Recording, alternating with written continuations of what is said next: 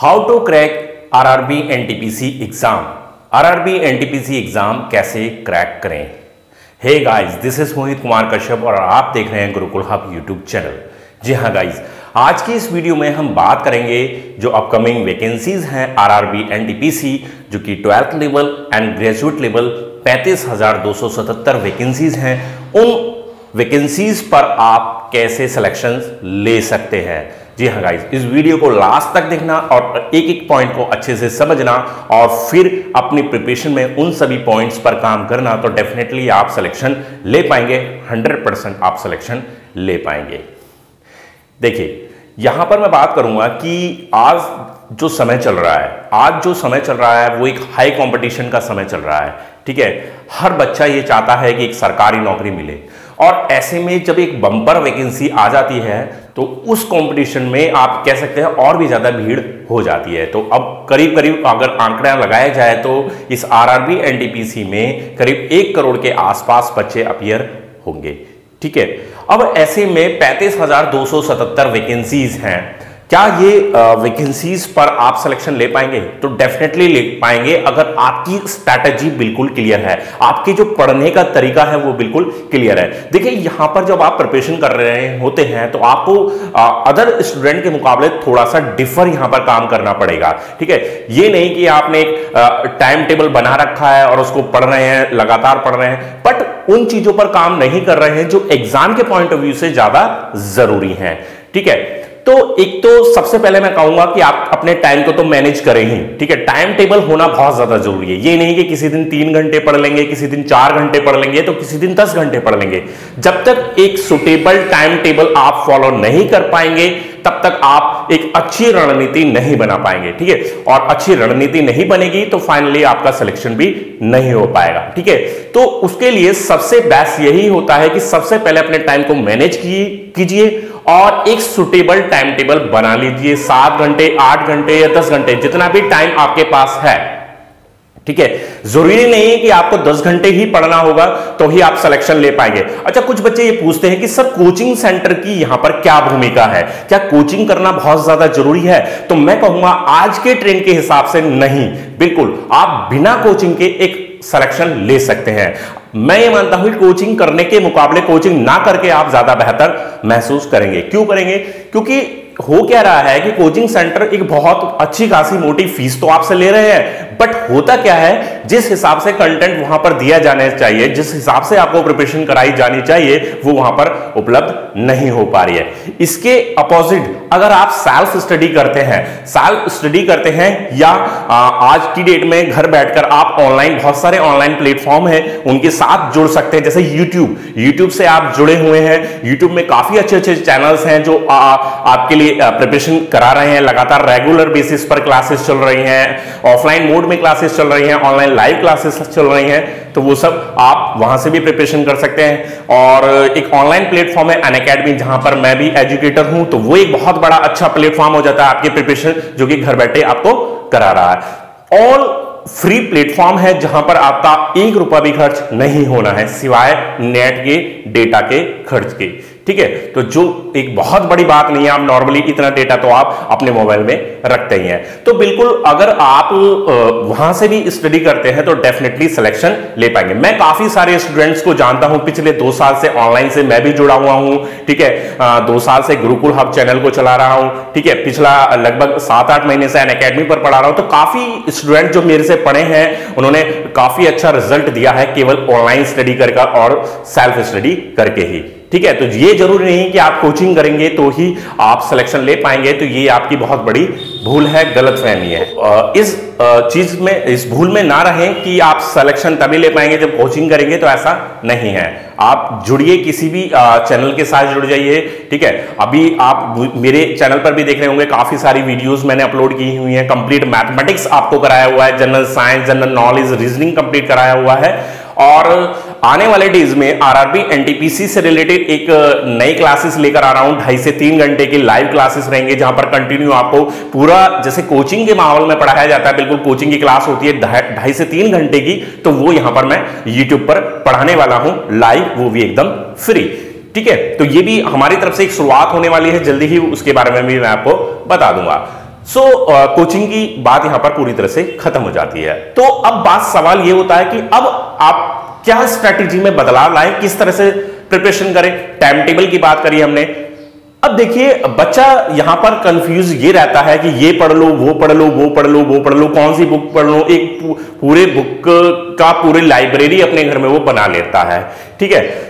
मैं यहां पर आपसे एक बात कहना चाहता हूं कि देखिए बच्चे करते क्या है कि 10 डिफरेंट टाइप्स की यहां पर बुक्स पढ़ते हैं। तो मेरा कहना हमेशा बच्चे से यही है कि आप 10 डिफरेंट टाइप्स की बुक पढ़ने की बजाय अगर एक बुक को 10 बार पढ़ेंगे तो आपके लिए ज्यादा बेहतर रहेगा, क्योंकि वहां पर आप उस बुक पर अच्छी खासी कमांड कर पाएंगे, आपके कॉन्सेप्ट पूरी तरह से क्लियर हो जाएंगे एक बुक से रिलेटेड। होता क्या है कि आप मैथ्स में ही ले लीजिए, एक बुक्स आपने पढ़ी, ठीक है, फिर दूसरी, तीसरी, चौथी, तो वहां पर क्या होता है कॉन्सेप्ट जो होते हैं डिफर हो जाते हैं, ठीक है। अब जब कॉन्सेप्ट डिफर होंगे तो होगा क्या कि वहां पर आपका माइंड पूरी तरह से इधर उधर डाइवर्ट होता रहेगा, आप कहीं भी एक जगह स्टेबल नहीं हो पाएंगे। तो ऐसी स्थिति में जो प्रिपरेशन है आपकी वो बेहतर नहीं बन पाती है। तो अगर आप एक देखिए, अगर बुक्स की बात करें, मैथ्स की बुक्स की बात करें, तो हर एक बुक्स में क्वेश्चन तो सभी में लगभग सेम ही है। आप परसेंटेज पढ़ रहे हैं, एवरेज पढ़ रहे हैं, प्रॉफिट एंड लॉस पढ़ रहे हैं, पार्टनरशिप है, कंपाउंड इंटरेस्ट है, सिंपल इंटरेस्ट है, तो सभी में सेम ही टॉपिक है, तो सेम ही टाइप के क्वेश्चन होंगे, 2-4 क्वेश्चन को छोड़कर। तो बिल्कुल आप किसी भी एक बुक को फॉलो करें, ना कि डिफरेंट अदर बुक्स को। हाँ, बुक फॉलो करने के बाद आप प्रैक्टिस सेट लगाइए, ज्यादा से ज्यादा प्रैक्टिस सेट लगाइए, वो ही आपके लिए ज्यादा बेनिफिशियल रहेगा, ठीक है। सेम रीजनिंग में भी यही बात आती है, डिफरेंट बुक्स पढ़ने से कोई फायदा नहीं होता।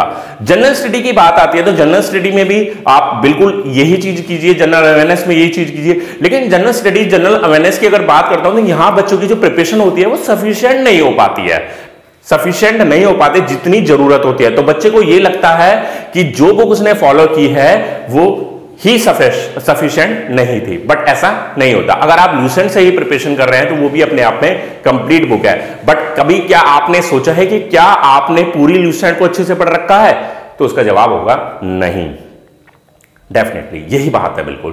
तो आप एक जब दूसरी बुक आती है तो आप पहली बुक पर ध्यान ना देकर दूसरी पर ध्यान देने लगते हैं, और जब तीसरी बुक आती है तो आप ध्यान तीसरी बुक पर चला जाता है। तो इस तरह से आपकी जो प्रिपरेशन है वो बढ़ जाती है, और कंप्लीटली जो आपका डेडिकेशन एक बुक पर होना चाहिए वो फिर नहीं रहता, ठीक। तो उसके लिए भी मैंने अलग अलग आपके लिए बुक्स सजेस्ट की हैं कि पर्टिकुलर एक बुक पर फोकस कीजिए। अच्छा, जनरल स्टडी, जनरल अवेयरनेस की अगर बात करें तो यहां पर थोड़ा सा ऑब्जेक्टिव क्वेश्चंस पर आपको ज्यादा कमांड करने की जरूरत होती है, ठीक है। वन लाइनर आप पढ़ रहे हैं, बहुत अच्छी बात है, आप डिस्क्रिप्टिव क्वेश्चंस पढ़ रहे हैं, बहुत अच्छी बात है, बट आपको ऑब्जेक्टिव क्वेश्चंस की ज्यादा प्रैक्टिस करनी होती है, क्योंकि एग्जाम में जब क्वेश्चंस आएंगे वो ऑब्जेक्टिव ही क्वेश्चंस होंगे। तो वहां पर जब क्वेश्चन सामने आता है, 4 ऑप्शन होते हैं, तो वहां पर कंफ्यूजन की स्थिति बनती है। तो अगर एग्जामिनेशन हॉल में कंफ्यूजन बनता है तो उस वजह से क्या होगा, आपका क्वेश्चन गलत होने की संभावना रहेगी। तो क्यों ना उस कंफ्यूजन को पहले से ही अपनी प्रिपरेशन में शामिल कर लिया जाए, ताकि जब प्रिपरेशन करें और कंफ्यूजन बने तो उस कंफ्यूजन को प्रिपरेशन के टाइम ही आप रिमूव कर पाए। देन जब एग्जामिनेशन हॉल में आप एग्जाम देने जाएं तो वो आपकी कंफ्यूजन फिर ना रहे, ठीक है। तो अपनी प्रिपरेशन में ऑब्जेक्टिव प्रिपरेशन ज्यादा से ज्यादा शामिल करके चलें जनरल स्टडी, जनरल अवेयरनेस के केस में, ठीक है। और आरआरबी एनटीपीसी का जो एग्जाम रहेगा पूरी तरह से डिपेंड रहेगा मैथ्स पर और जनरल अवेयरनेस पर, ठीक है। जनरल अवेयरनेस में ही जनरल साइंस पूछी जानी है, क्योंकि यहां पर अलग से जनरल साइंस का जिक्र नहीं किया गया है, बट मैं ये मानता हूं कि 15-20 सवाल ऐसे हो सकते हैं जो जनरल साइंस से रिलेटेड रहेंगे। तो जनरल साइंस पर आपका पूरा ध्यान होना चाहिए, साथ ही आपका करंट अफेयर पे अच्छे खासा ध्यान होना चाहिए, क्योंकि करंट अफेयर को यहां पर आप इग्नोर नहीं कर सकते। क्योंकि अभी आपने रिसेंटली एग्जाम देखे होंगे, ग्रुप डी के एग्जाम देखे हैं, एएलपी के एग्जाम देखे हैं, आरपीएफ एग्जाम देखे हैं, तो वहां पर भी करंट पर बहुत अच्छा फोकस किया गया था। तो यहां पर मैं मानकर चलता हूं कम से कम 10 से 12 महीने, जो लास्ट 10-12 महीने हैं, उनके करंट अफेयर को अच्छे से प्रिपरेशन करके चले। कोई भी मार्केट से बुक परचेज कर लीजिए जो कि अर्धवार्षिकी करंट अफेयर देती है या वार्षिकी करंट अफेयर देती है, तो वो आपके लिए बहुत ज्यादा बेनिफिशियल रहेगी, ठीक है। बाकी आने वाली वीडियोस में मैं आपको क्लियर करता रहूंगा कि करंट अफेयर में कौन कौन से टॉपिक से रिलेटेड क्वेश्चंस पूछे जा सकते हैं, उनको कैसे प्रिपेयर किया जाए, कहां से उनका डेटा लिया जाए, तो वो सब मैं आपको आने वाली वीडियोस में जानकारी देता रहूंगा। सो गाइज, ये थी आज की वीडियो, जहां पर मुझे बताना था कि आप आरआरबी एनटीपीसी की प्रिपरेशन को किस तरीके से कर सकते हैं ताकि आपका सिलेक्शन जल्द से जल्द हो जाए। देखिए, अगर इधर उधर भटकाव की स्थिति बना के रखेंगे तो फिर दिक्कत आने वाली है। कुछ स्टूडेंट के साथ प्रॉब्लम होती है कि फैमिली वाले सपोर्ट नहीं करते, फ्रेंड्स सपोर्ट नहीं करते, आसपास के जो रहने वाले लोग हैं वो परेशान करते हैं, ठीक है। मतलब कहीं ना कहीं कोई ऐसा बंदा मिल जाता है जो डिमोटिवेट करने का काम करता है, ठीक है। बार बार पूछना है कि भाई तेरा क्या हुआ, तेरा सिलेक्शन हुआ नहीं, तो कहीं ना कहीं मन टूटने लगता है कि अरे मैं प्रिपरेशन कर रहा हूं और मेरे पास जवाब नहीं बनता है, तो ऐसी स्थिति बन जाती है। तो देखिए, ये एक सत्य भी है, सभी के साथ है, ठीक है। जब आप प्रिपरेशन कर रहे हैं तो आपसे लोग पूछेंगे भी, बिल्कुल पूछेंगे, बट नहीं होगा तो आपको अब बुरा तो महसूस होगा ही, बट सच्चाई भी यही है कि इसको आप एक्सेप्ट भी कीजिए, बट इस पर काम ज्यादा से ज्यादा कीजिए। उस चीज का बुरा मानने की बजाय आप अगर उस पर बेहतर तरीके से मेहनत करेंगे तो रिजल्ट भी आपका बेहतर रहेगा। तो आज से ही अपनी प्रिपरेशन को बेहतर बनाकर चलें और ये अपने आप से वचन दें अपने आप को कि मुझे इस आरआरबी एनटीपीसी एग्जाम को 100% क्रैक कर लेना है, चाहे कोई भी कंडीशन क्यों ना हो। चाहे मैं कोचिंग करता हूं, चाहे मैं कोचिंग नहीं करता, मैं घर पर बैठकर स्टडी करता हूं, मैं अनअकैडमी से पढ़ता हूं, मैं यूट्यूब से पढ़ता हूं, ठीक है। मेरे पास बहुत सारी बुक्स नहीं है, लेकिन पर्टिकुलर वो बुक्स हैं जो आपको सिलेक्शन दिला सकती हैं, ठीक है। सबसे ज्यादा जरूरी है आप अपने आप पर कॉन्फिडेंट रहें, आप जो चीज पढ़ रहे हैं उस पर कॉन्फिडेंट रहें, जो संसाधन आपके पास है उन पर आप पूरी तरह से कॉन्फिडेंट रहें, ठीक है। तो इसी तरह की मोटिवेशनल वीडियो और आपकी प्रिपरेशन को बेहतर बनाने के लिए वीडियोस मैं लगातार लाता रहूंगा। आप जुड़े रहिए मेरे साथ, मेरे चैनल के साथ। गुरुकुल हब यूट्यूब चैनल को सब्सक्राइब कर लीजिए, साथ ही घंटे का आइकन दबा दीजिए ताकि आपको नोटिफिकेशन समय से मिलते रहे। तो गाइस, वीडियो पसंद आई हो तो लाइक जरूर करें, शेयर जरूर करें। मिलते हैं नेक्स्ट वीडियो के साथ, तब तक के लिए गुड बाय, थैंक यू।